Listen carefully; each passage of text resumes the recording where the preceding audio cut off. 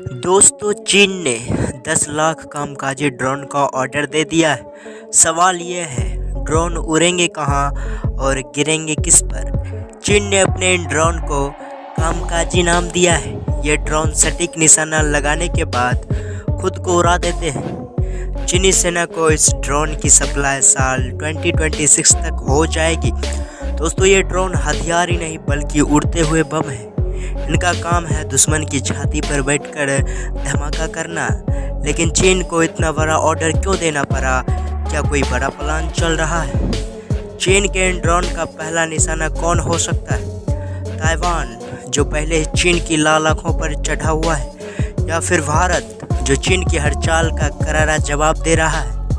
इन 10 lakh drone की तैयारी शायद हमें भविष्य के युद्ध की ओर धकेल रही है। ये ड्रोन इतने हल्के हैं कि हाथ से भी लॉन्च हो जा सकते हैं। 100 किलोमीटर प्रति घंटा की रफ्तार से दुश्मन के ठिकानों को नष्ट करके खुद ही नष्ट हो जाता है। सोचिए, अगर भारत के पास इतने ड्रोन होते तो क्या होता।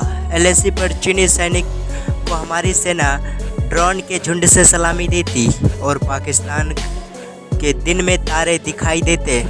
भारत ने हाल ही में नागास्त्र नामक आत्मघाती ड्रोन लॉन्च किया है। इसके साथ ही भारत अमेरिका से MQ-9B ड्रोन खरीद रहा है, जिन्हें हंटर किलर कहा जाता है।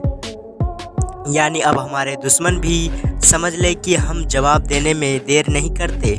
दोस्तों, चीन के इस कदम के पीछे असली प्लान क्या है? क्या यह ताइवान पर दबाव बनाने की चाल है, या भारत जैसे पड़ोसी देशों को डराने की कोशिश? लेकिन अब भारत भी शांत बैठने वाला नहीं है। हमारे रिसर्चर और वैज्ञानिक लगातार नई तकनीकों पर काम कर रहे हैं। दोस्तों, ये ड्रोन सिर्फ उड़ने वाले खिलौने नहीं हैं, बल्कि आधुनिक युद्ध की सबसे खतरनाक तकनीक है।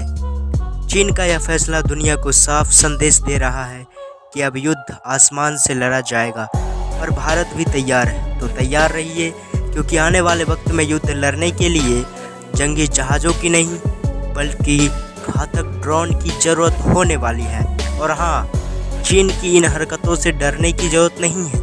भारत हर चुनौती का सामना करना जानता है।